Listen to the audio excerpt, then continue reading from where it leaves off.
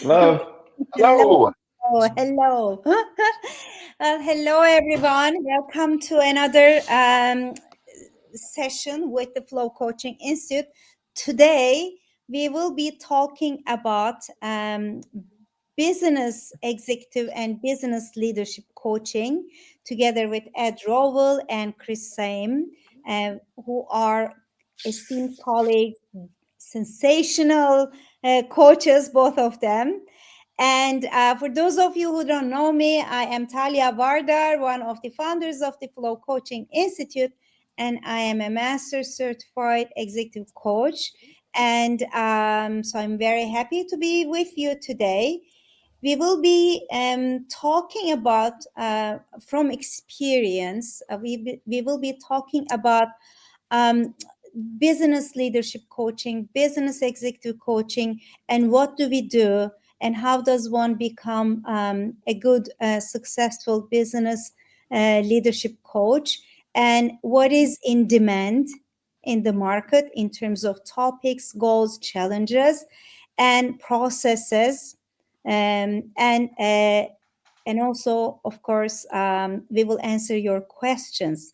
So, those of you who are with us today, just to let you know that we won't be able to see you, but we will be able to engage with you through your questions, through your comments, through your insights. Hi, Admire. Thank you for being here. We're so happy to see you here. And so you can chat with us using the chat box. You can add your comments. We're happy to answer them all. So please engage with us. Bring your questions, bring your comments. We're happy to really support you in this journey if you're interested in becoming a business leadership coach and business executive coach. So I would like to welcome Ed Rowell, and I would like to welcome Chris. Ed, can you please introduce yourself? Hi. Yeah, my name's Ed Rowell. I live in Colorado Springs. I've been a certified coach for about 15 years. My work is, I think I have like a three-legged stool that I build my practice on. I do consulting primarily around succession planning. I do leadership training and development, and then I do coaching. So those things work well together as long as you remember what role you're in at the time. So succession planning is usually around identifying that next generation of leaders, helping them kind of fast track their development. And it's also about the hardest part is managing the senior leaders who sometimes are tired and ready to leave, except they're not ready to leave. And so that's where it gets sticky. So it's a little bit of that, managing that tender dynamic about people who struggle with perhaps some issues of control, some issues of uncertainty about what's next. But that's what makes it fun. That's what makes it interesting. So that's what I do. And I'm glad to be here and share this with you guys. Thank you, Ed. Thank you very much. We are so happy that you're with us. And just to let everyone know that Ed also is our faculty member. He is a very effective mentor, and also he's very good at what he's doing. And Chris Saim. So welcome, and can you please introduce yourself to our audience? Absolutely. Thank you, Talia. My name is Christopher Syme. I lead the organizational development function at a global advertising agency called Gale. My main focus is on executive coaching and leadership development, and I also am an instructional designer at our organization. My primary goals are to help leaders grow from the inside out so they can lead with greater clarity, impact, and ultimately coming from a more centered place of humanity. I coach across all the levels in our organization, but I have to say I'm most passionate about partnering with the executives who are navigating the complexity, leading change in our organization, or people who just really want to lead more intentionally in their day-to-day. I come from a background of about 30 years of progressive account and executive management. And I really try to blend my real world approach and my past experience with true practices in business strategy. And I absolutely rely on the coaching practices and the certifications that I've achieved with Flow. At the heart of it, basically, I just want to build better leaders to build better organizations that are more human centric. That's wonderful. Thank you, Chris. Yeah, I mean, so then we will bring the slides in a few seconds, but before that, I just want to say there is a very like transactional aspect to executive and leadership coaching, but there is also transformational aspect to executive and leadership coaching. And today we will cover them all. So whatever you want to ask about this path, our audience, please feel free to bring your questions. And together, I think we have about 50, if we just sum it up, if 50 years of executive and leadership coaching experience among three of us. Yeah, between three of us. So wonderful. So can we bring the slides, please? I think we are ready for the slides. Thank you. We can progress with the slides. Can you? Thank you. Yeah, so just before we start, I would like to, for those of you who don't know about the Flow Coaching Institute or who are new to Flow Coaching Institute, I would like to share about who we are. So Flow Coaching Institute is a professional coaching education organization offering accredited coach training through the International Coaching Federation. And our programs are accredited by the International Coaching Federation at the most advanced level of certification, which is level 2, leading to both ICF, ACC, and PCC credentials. And we also offer level 1 certification track. Those are tracks, level 2 and level 1, which is leading to ICF ACC credential.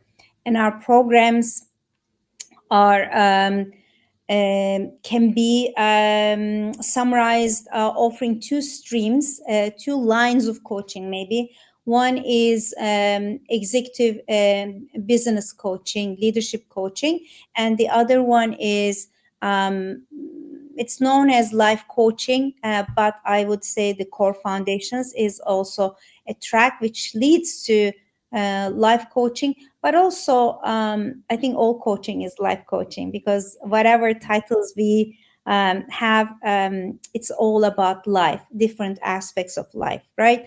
So we offer these programs. We also offer continuing coaching education, such as Express Awards coaching for coaches that already have certification but want to deepen their coaching practice by adding more transformative tools and methodologies.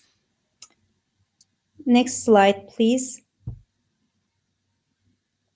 So if you stay with us until the end of this session, we have a special offer for you. So please stay with us and hear about our offer. Maybe this slide later on. Can we please bring the next slide? Next slide, please. Yes, yeah. So for those of you who are not familiar with the flow coaching methodology, so the foundations of flow coaching has their roots in positive psychology and the flow model, and client-centered and solution-focused psychology, neuroscience findings about the creative thinking and creative parts of the brain, creative questions, solution-focused questions, that are also ICF competencies. The ability to ask thought-provoking, powerful questions is an ICF competency. And we also have some techniques and tools and techniques that we adopted from behavioral and cognitive approaches Also, we are rooted in systems thinking, systems approach, which means that the change and development of one part of the system puts the whole system in motion, which means that we see our clients as a system on their own, but also we coach them together with their surroundings, whether it's their job, whether it's their life, because they live in systems. So if you coach one aspect of their life, it changes the whole system positively. And you see two people here. One is Mihaly Csikszentmihalyi, and the other one is Carl Rogers. Mihaly Csikszentmihalyi was a psychologist that pioneered, together with two or three other colleagues, the field positive psychology as a scientific area of study. And Carl Rogers also was a psychiatrist. He pioneered humanistic, human-centered psychology. So we follow their footsteps as a school of coaching. Our methodology has its roots in their findings and model, and flow model indeed originally was created by psychologist Mihaly Csikszentmihalyi. So next slide, please. So let's come to business coaching, and let's talk about business leadership coaching. And so let me ask our guests, so what does it mean for our audience, if you explain, if you describe in simple words, what does it mean to coach business leaders and executives in practice, in action?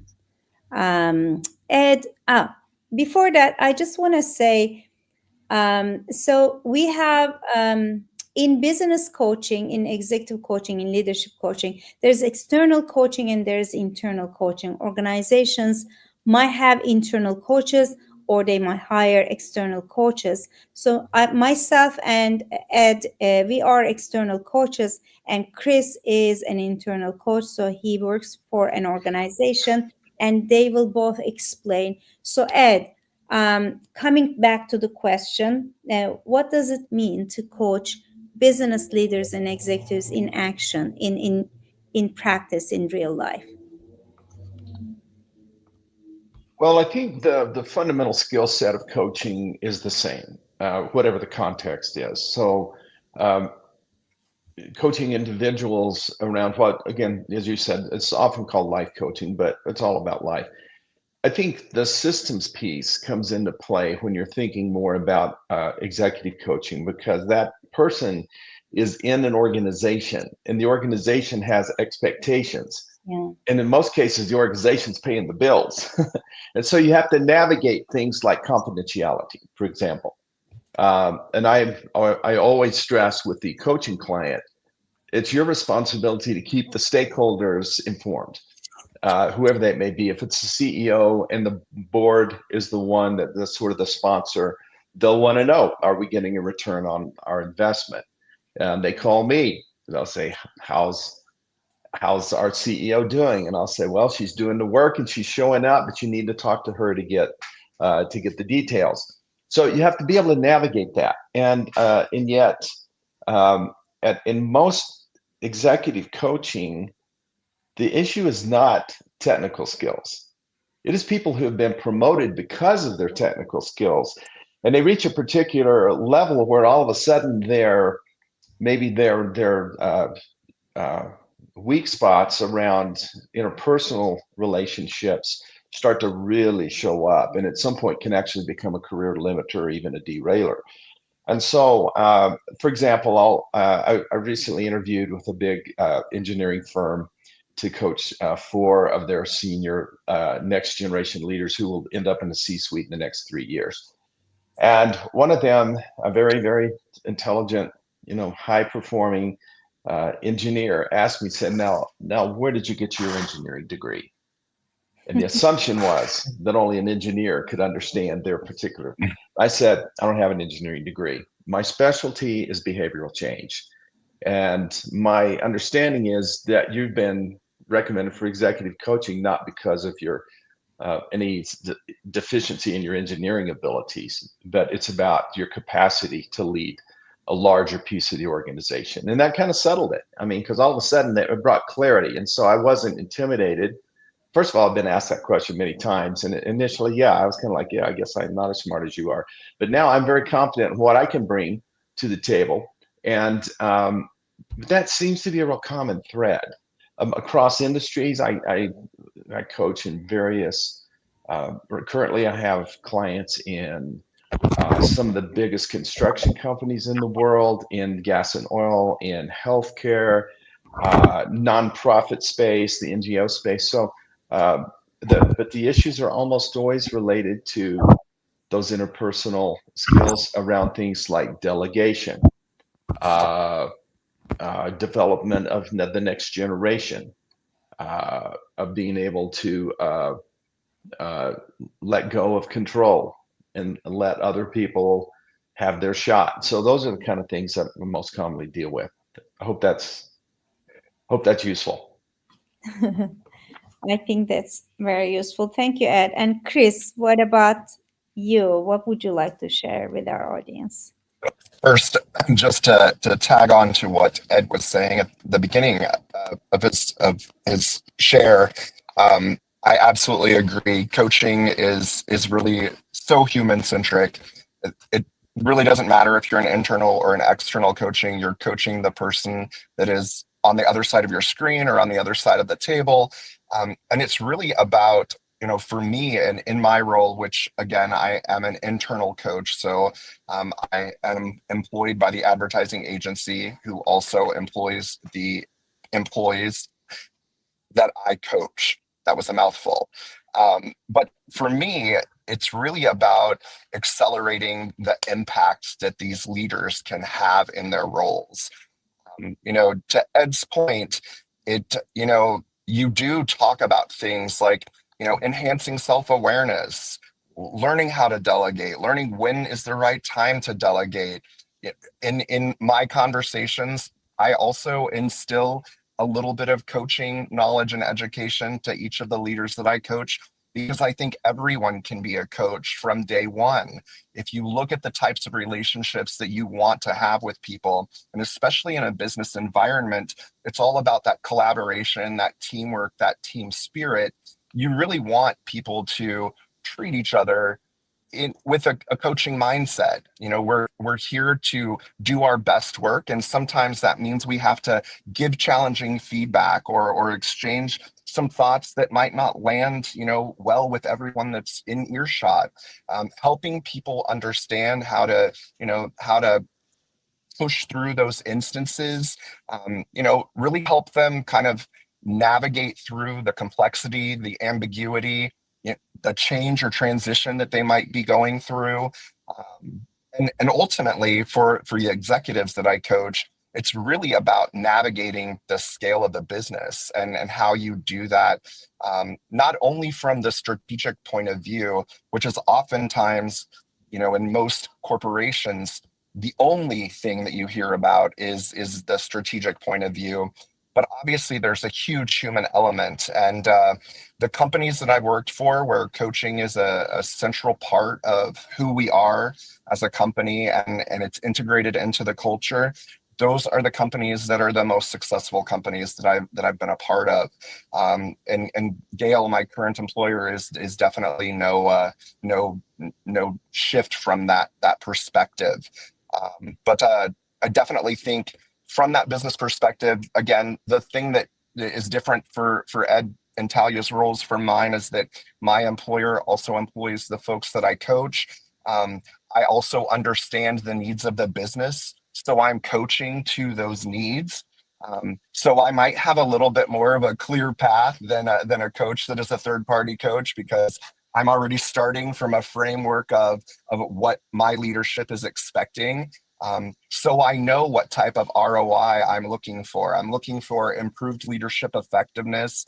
I'm looking for better team alignment and stronger collaboration, and ultimately looking to increase organizational performance across the board.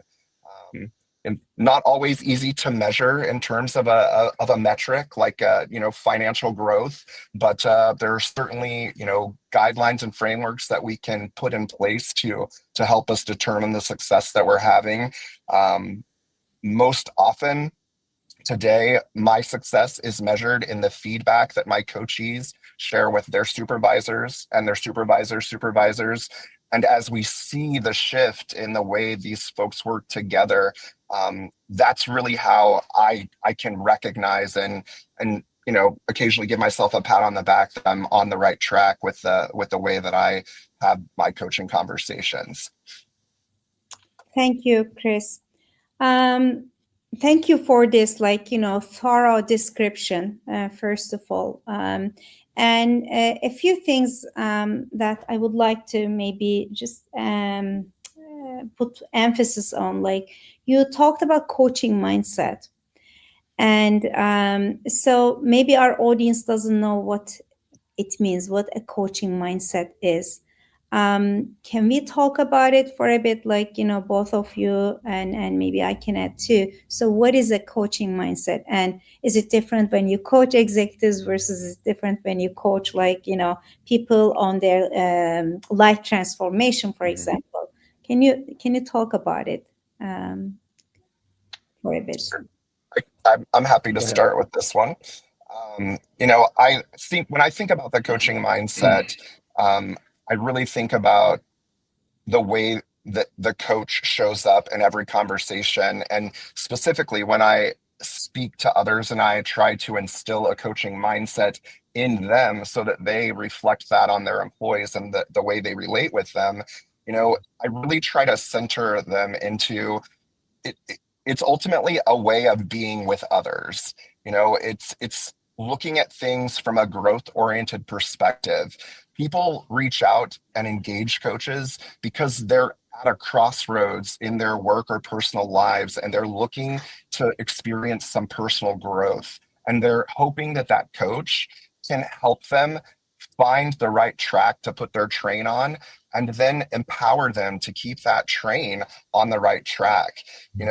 And as I talk to people about approaching things from that growth-oriented mindset, it's always great to call out that, a coach is a non-judgmental person, and we are naturally curious people.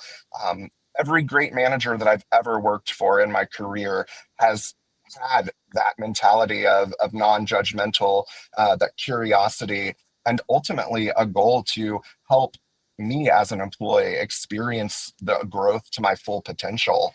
A coach is always present and fully attentive. I think I probably, as much as I talk, and Talia definitely knows how much I talk because she has been my instructor before, when I am in a coaching interaction, I'm exactly the opposite of how I show up in a classroom. I'm obviously very present in both situations, but I'm much more attentive and much more in the mode of actively listening. And when I say actively listening, obviously that's in reference to the words that people are sharing with me. But one thing that I think is a strength that I have developed is the ability to listen to what isn't being said. And oftentimes as a coach, when you can hear and understand the things that people are trying to say, but maybe not able to verbalize, or perhaps they are, bypassing a topic all the way, you can re-engage with the right questions. You're showing them in that moment that you are present and that you are attentive.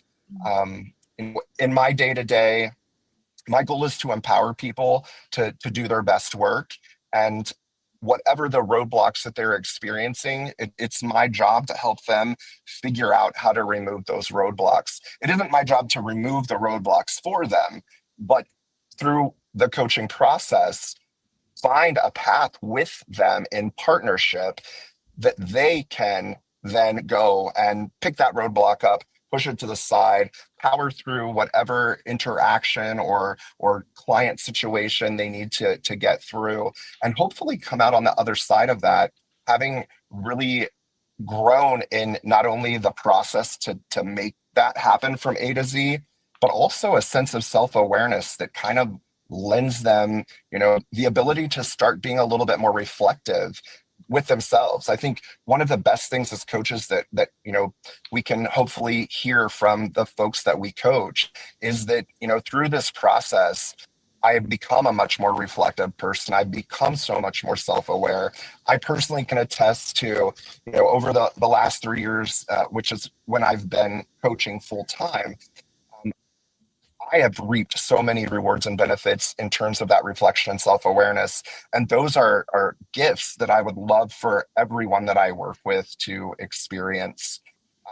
The last point that I'd say is, even in my situation where my coachees are employed by my employer, we're still very ethical and trust-based. So the ICF core foundational elements are something that I live by every day.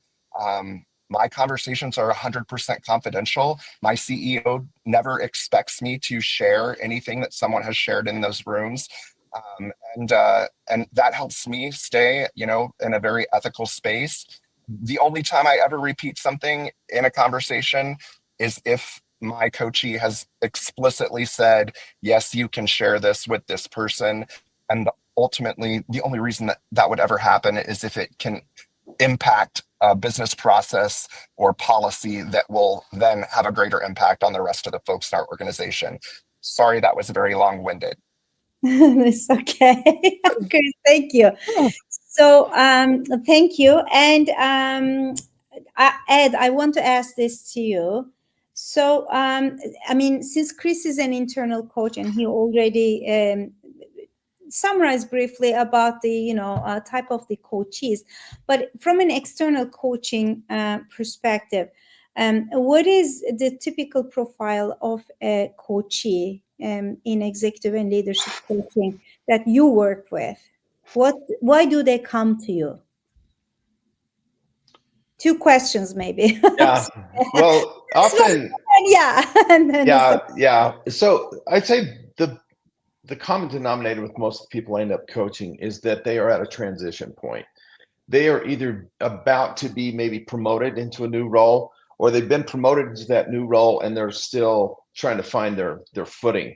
And so, I always think of it, the book is fairly old now, but Marshall Goldsmith's book, What Got You Here Won't Get You There, comes up a lot because when we are promoted into a new role, typically they don't, and most organizations don't fully explain everything.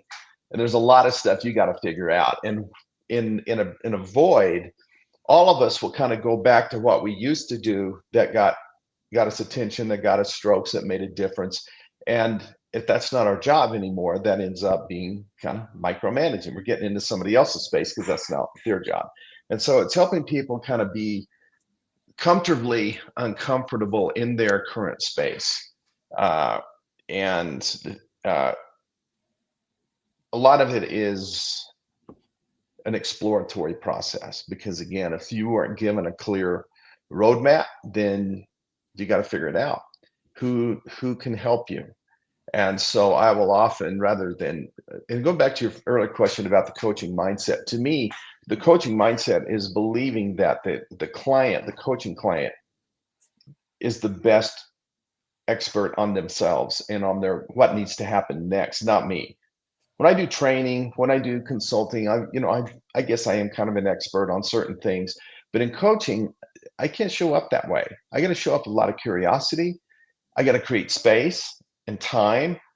And it's a miracle to me. What someone will say, well, I don't know. And I'll usually reply like, well, that's what our time is for. There is no rush. And I'll just sit quietly, and how in 20, 30 minutes time, people can come up with some profound insights because they have the space. First of all, we're so distracted 24/7 that just to sit quietly with someone who's not interrupting them and lets them think and ask the right questions and opens up possibilities. That's the coaching mindset, is that they are the expert. And my job, I'm not an expert, I'm a guide. And if I can stay in that role, typically good things happen. So again, going back to the people that I coach, often extremely, almost always extremely smart, well educated, highly proficient at the the tasks of their job, but the relationship piece is often where there's growth waiting to be found. So, and I think Chris mentioned self-awareness.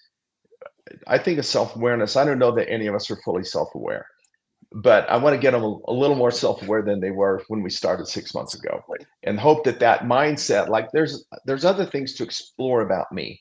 What do I know to be true about me, and what do I know about the effect that I have on other people? How do other people experience me? So that's why for me, assessments are a big part of my work. I almost always start a coaching engagement with a 360 review. I'll use other psychometric tools as needed. But the whole point is to sort of augment a person's self-awareness. Here's what other people see in you, and something that maybe I didn't think was much of a problem. And I see, multiple people bring it up. It's like, maybe I should pay attention to that. Maybe I need to think about how I'm showing up. So it's once we get started talking about these things, it's hard to stop. But I'm going to kind of put the brakes on here, and I know we have other things to talk about. Yeah, thank you. In summary, then, if we just, give maybe a summary, like a brief idea of like what we do, we partner with our clients, so we become their thinking partners, and especially these days, my clients, different levels, but almost everyone, but especially at the top, like executives and leaders, really find it hard to block a thinking time space in their calendar.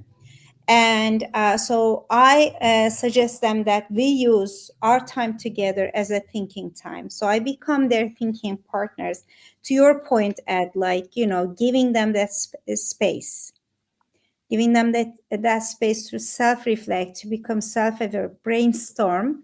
And I hope that, when I share that with my clients, that they themselves, in their own time, continue, even after our relationship, they continue to cultivate those self-reflection habits, because every leader, doesn't matter what level, should have a self-reflection time and should have a thinking time.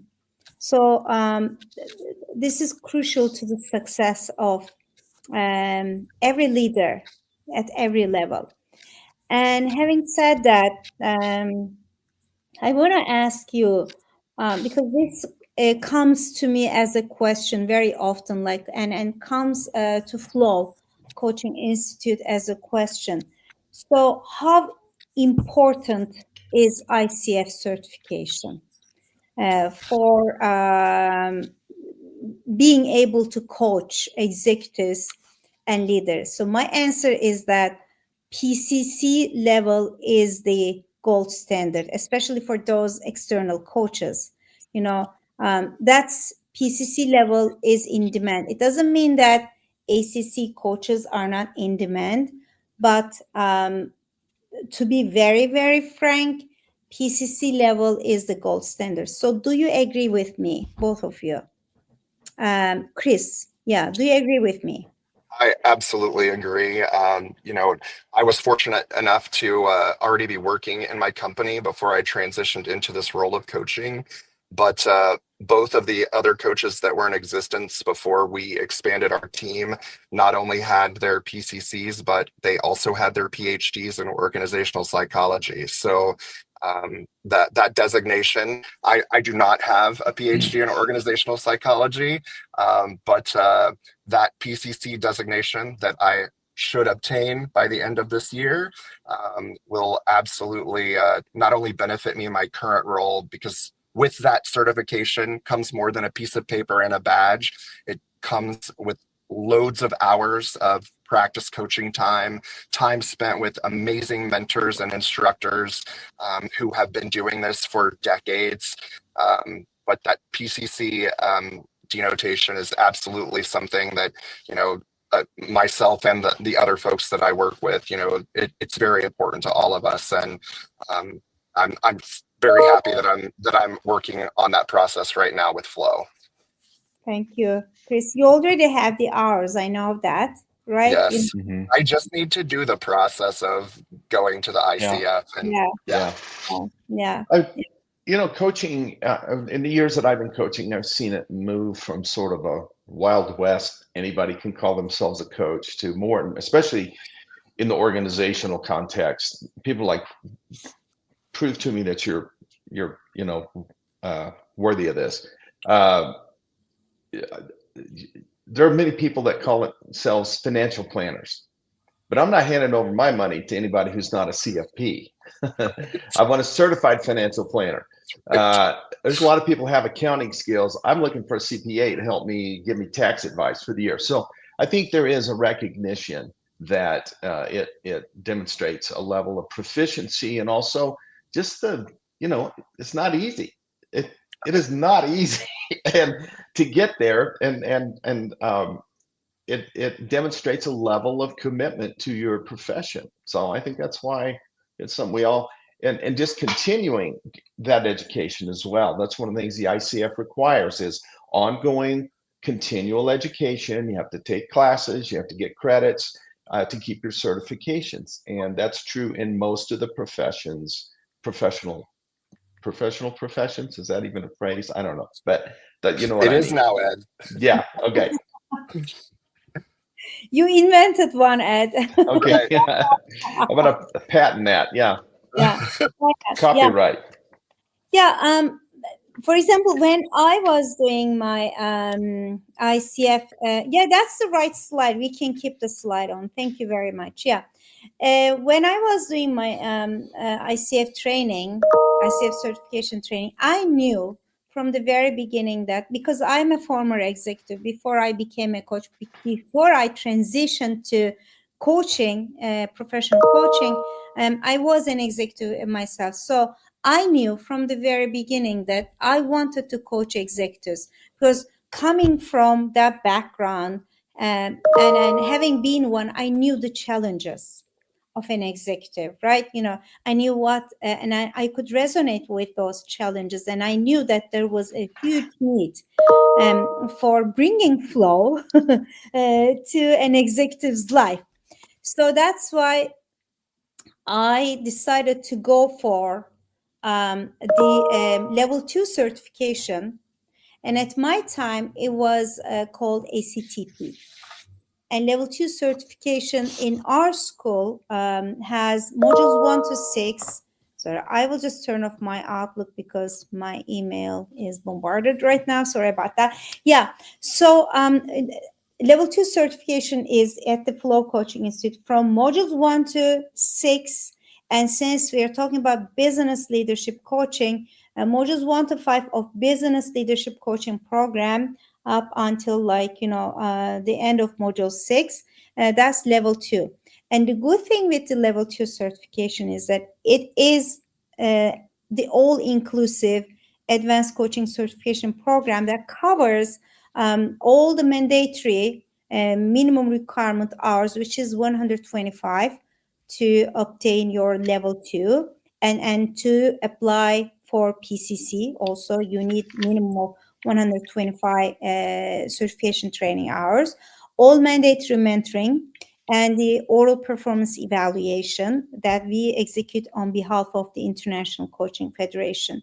So a lot of people, they don't know that once you have level 2 certification, you can apply for a PCC credential. I say PCC credential if you have the enough client coaching experience hours. That's what I did. I skipped ICF ACC credential application, and I went straight for PCC because I knew that I had to invest in it, because I knew that I wanted to coach executives. You know what? It helped me a lot. And after I obtained my PCC certification, a lot of demands were about, like, executive coaching were asking for PCC minimum. And so it paid off for me. It was a good return on investment for me. And Ed is teaching in the Level 2 certification program. He is one of our mentors in Module 6, helping our student coaches to acquire their Level 2 certification and apply for PCC, both ACC and PCC. He's a mentor.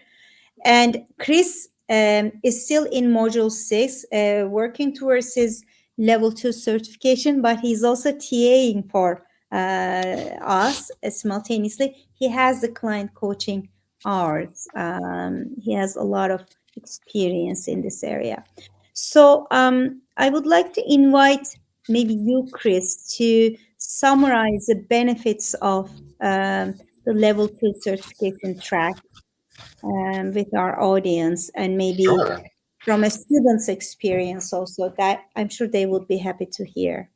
Yeah, I will start with just a little bit of a personal share because I think it lends a lot to my flow experience. About 3 years ago, I was diagnosed with stage 4 colon cancer. I'm not new to colon cancer. I was diagnosed with stage 3 colon cancer in my 30s and experienced a 10-year remission. But on my 10-year anniversary, I found out that I had colon cancer that had metastasized to both of my lungs and my right kidney and my right adrenal gland. And 3 years ago, I was told that I probably had about 9 months to 18 months to live. And I have surpassed those goals. So I'm very happy about that.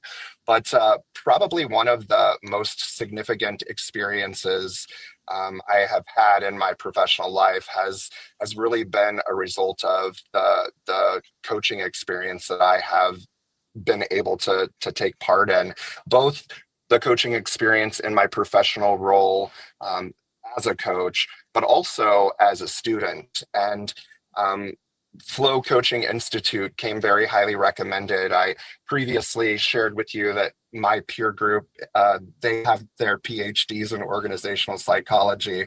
Well, they also have their certifications from the Flow Coaching Institute as well. So that I think is a great testament for Flow also.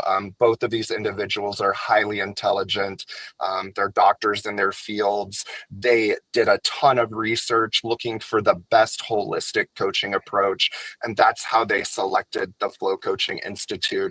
Obviously, it only took those two recommendations for me to know that this was the organization for me, and my experience has been second to none.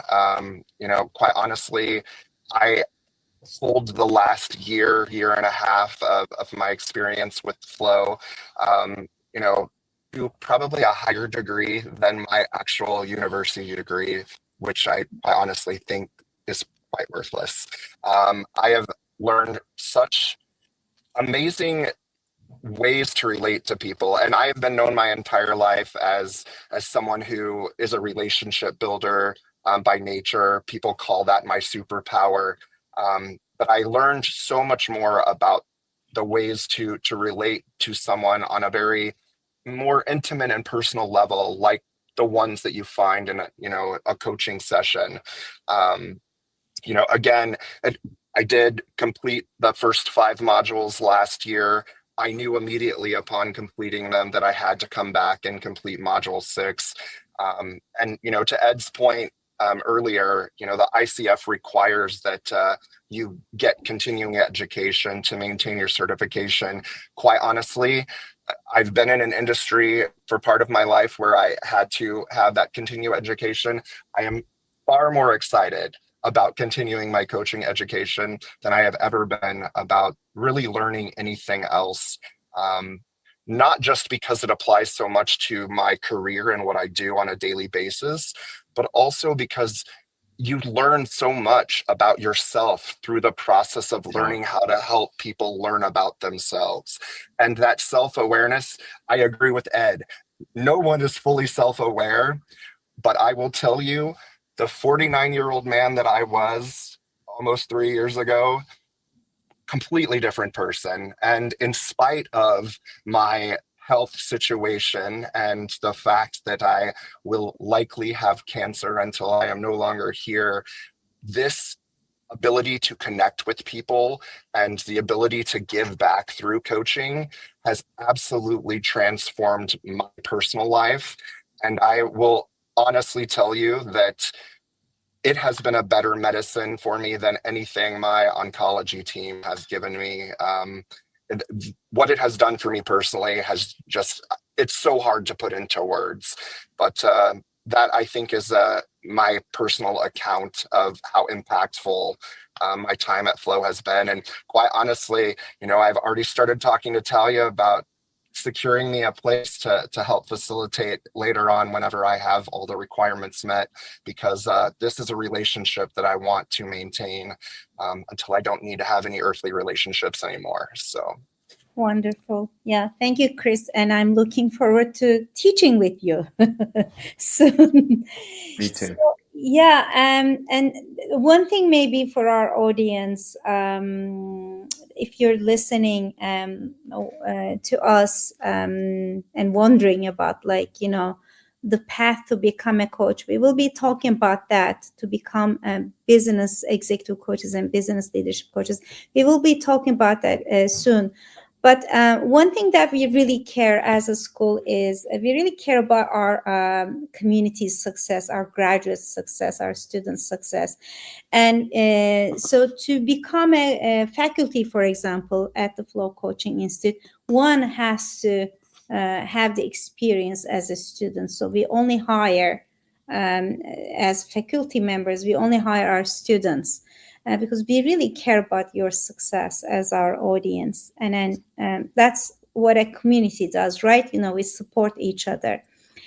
And having said that, can we please bring the next slide, maybe the dates and, upcoming cohorts.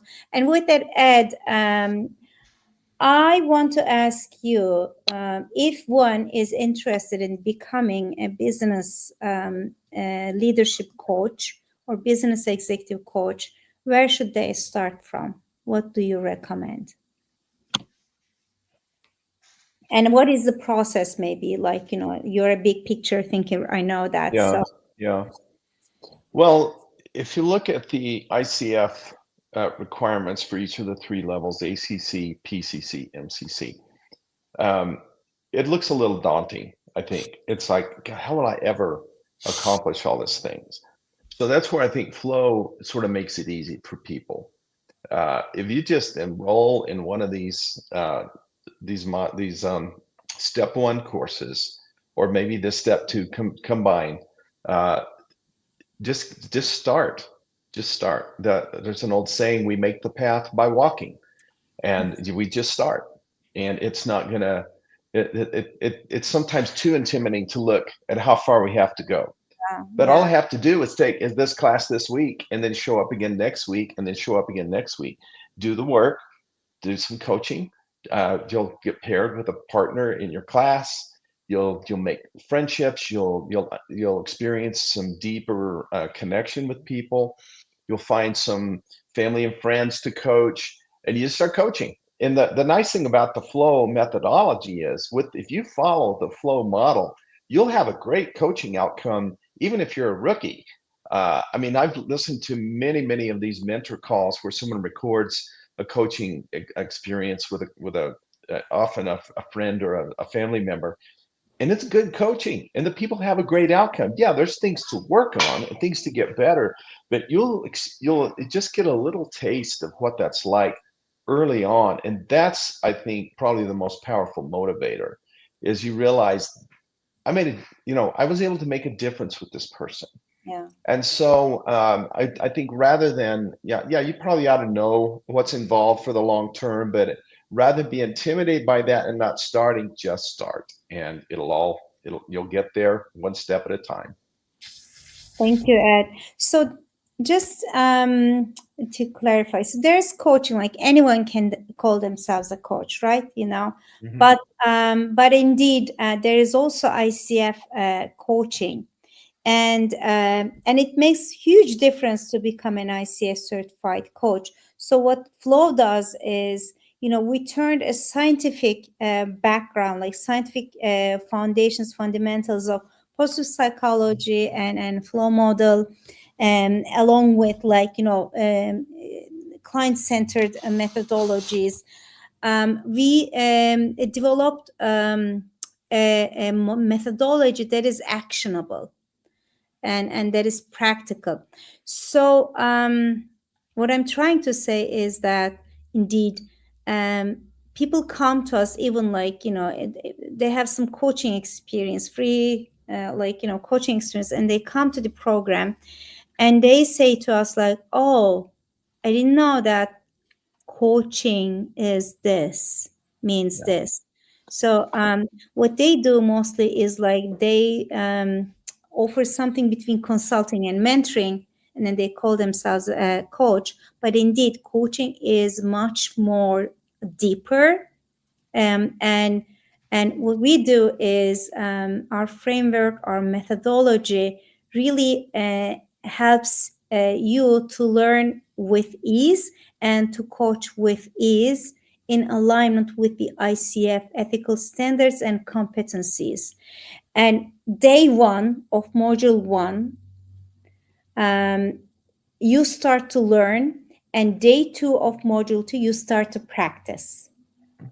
And then when module 5 ends, your coaching becomes so different. You really understand what you're doing and why you're doing it. So we make it easy for you. We make the ICF certification also easy for you, and we offer a step-by-step approach. That's why.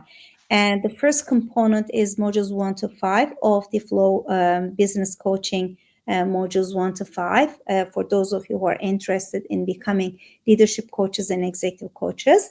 And then with module 6, you obtain level 2 certification. There is also level 1. And if you're interested, you can learn about those both tracks. You can email us at info@flowcoachinginstitute.com, or you can call us.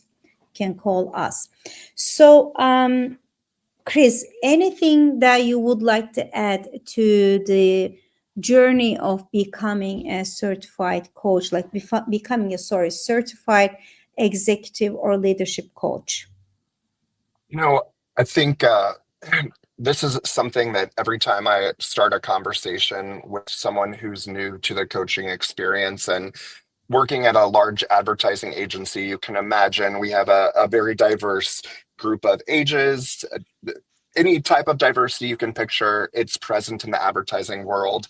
And I like to start everybody off on the same page. This is something that I definitely have also taken to heart for myself. And it's really interesting that this lesson came to me so late in life. Just a really solid understanding of each of us as individuals, that we are whole people, we are capable people. I think Ed mentioned that the folks that we are coaching are the experts of their own experience, and there couldn't be a truer statement. No one knows about the right path for us better than we do ourselves. Sometimes we have to force ourselves to take that time. As Talia mentioned, she uses that coaching time as thinking time with some of the executives that she works with. You have to set aside that time to allow yourself to reflect. I think that's probably part of the biggest lesson that I have learned for myself. As I started my coaching journey and my coaching education, I also became a much more reflective individual. I actually carve out an hour a day that I spend just writing. I published a book in December based on the last year's worth of writing, and that's the first time I've ever done anything like that. And that would not have happened had it not been for the experience that I've had with flow coaching and honestly the confidence that it gave me in helping people.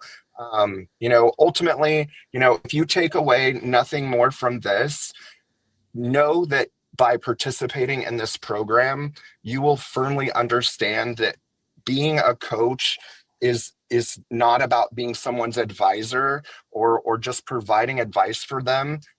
Sometimes they may ask for advice, and if they do, share your thoughts. Don't be prescriptive, but remind them that you're here to walk beside them. You're a partner. You're not supposed to lead them. You're not fixing them, and you're not directing them. You're really just here to partner with them and help them parse through all that information that resides in our heads. And quite honestly, if you're not purposely taking time to reflect on that with yourself or with another individual, you're losing a lot of potential, because sometimes those great ideas are just behind that thing that always sits at the top of your mind. And you've got to give yourself some space to clear out what's top of mind to get to some of that really awesome stuff that's tucked in the back there. It's wonderful. Thank you, Chris. Just wanted to share the surprise, and then we will continue our discussion. But we have a special offer for you, for those of you who are here today. If you're interested in investing your career as a professional coach and decide to enroll in flow coaching as a certification, ICF certification programs, we would like to make it easy for you, and we offer a discount for you for about $100, which is Canadian dollars, which is a good amount, I believe. And just email us or call us. You see our email address, you see our phone number, and our website also has program information. So email us if you're interested, and let us take you through the certification steps. And with that, I would like to ask this question. So since executive coaching, leadership coaching is our daily practice, in the remaining time, I would like to talk about the common themes and topics that come up these days, because the world is in an interesting situation globally, not only in North America, but also in many places in the world. So what topics and themes come up mostly in your coaching sessions these days with leaders and executives of the organizations? We just have a minute or two left, so I'll be very brief. I think many of the clients that I work with are older. I'm older, I'm 66, so I'm older than most of the people I coach. And it's often around the theme, they may not even have this language initially, but they're starting to think about legacy. And legacy will not be how much money they made for the company, the return on investment for shareholders, the projects that they completed. It's all going to be about the people that they leave in, that are their legacy. And so once they grasp that, the ability to shift gears from being so focused on the bottom line to start focusing on developing people really becomes much more intentional. Thank you. Thank you, Ed. And Chris, what about you? Like, if you're comfortable in sharing common topics and themes that come up mostly. Sure. I definitely agree with you on the legacy piece. Certainly with my C-level execs and my more senior managers, that is absolutely a focus for them. Have I done enough? Do I give enough? Like, where should I be spending my time to get the most return on my own investment? So we talk about more larger scale issues like that. But in my day-to-day, whenever you have a mid-level manager who is getting ready to give somebody some really uncomfortable feedback, sometimes they just need to be coached through that conversation, and they need an unbiased third party to partner with them as they explore the right path to take. So I talk about things like giving feedback. I talk about things like managing up, how you handle managing your manager, which at some point in time, everybody should learn how to do. It's a very important thing for your career vitality.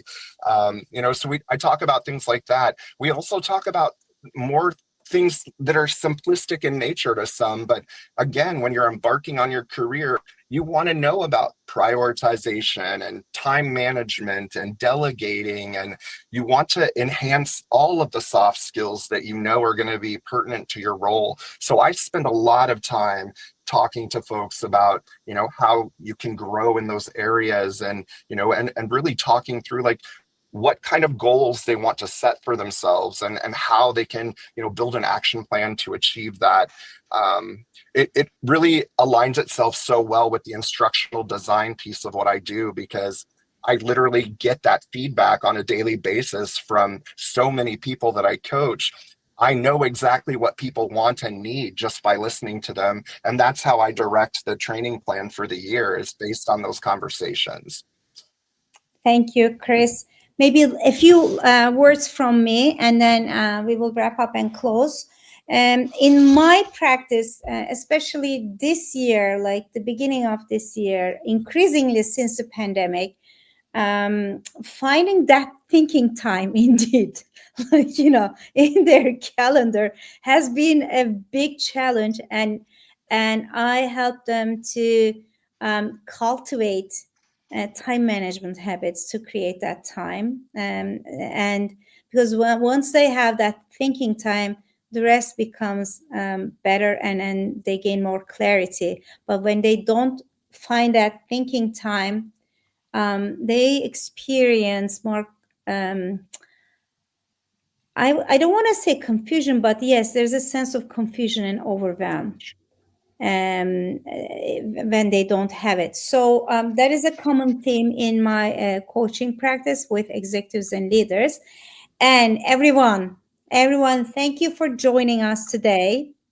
And thank you, Ed, and thank you, Chris, for sharing your experience, your wonderful insight, and your expertise, because you're both experts in your field. So thank you very much.